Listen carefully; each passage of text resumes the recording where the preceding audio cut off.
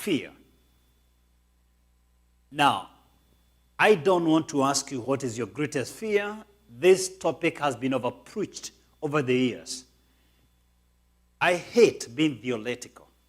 I'm not doing this to fill up another Sunday service. If I'm not transforming lives, I will never preach it. If you have followed me, I have one simple principle. I don't take the platform God has given me for granted. Any single message I preach it for transformation, not for attention. Let me give you one personal example. I have many. One personal example. When I had God tell me to come and launch church here 2 years ago, it was difficult. I had an extremely established ministry way back in Kenya. I didn't know people in Georgia. I had visited Georgia only once, and that's the same time I met the two families. I only shared with two families, and they are in the church today, that I'll come here. And to be honest with you, it was quite scary how I'm going to start from scratch again and leave an established training business, an established ministry, but I decided to obey God.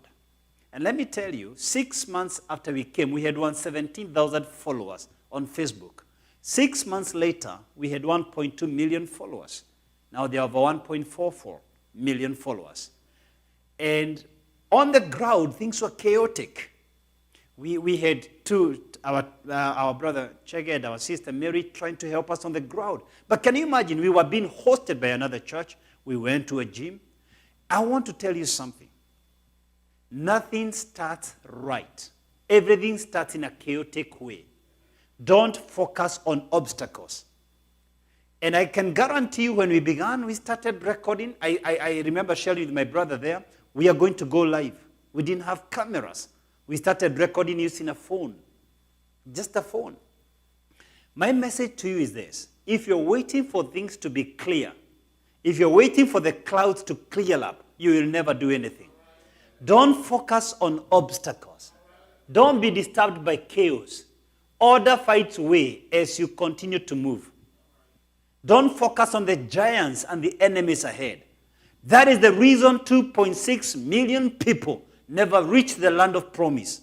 Only 2 guys, Joshua and Caleb, who said, we will focus on the promise giver. We will focus on the promise. We will fix our eyes on God's promise, not the giants, the sons of Enoch. Think about that. 2.6 million people perished in the wilderness because of fear. And the Bible says in 2 Timothy 1, 6-7, stir up the gift of God which is in you. For God has not given us the spirit of fear, but of power, love, and a sound mind. Power to deal with the enemy. Love, passion. Sound mind, because people will doubt your dream. When you are pursuing your dream, you look like you've gone out of your mind. But the scriptures remind us we still have a sound mind. Even when we pursue things that make people doubt our sanity. The question remains, what fears do you need to overcome? You will not overcome them if you focus on the fear. You have to be on the move.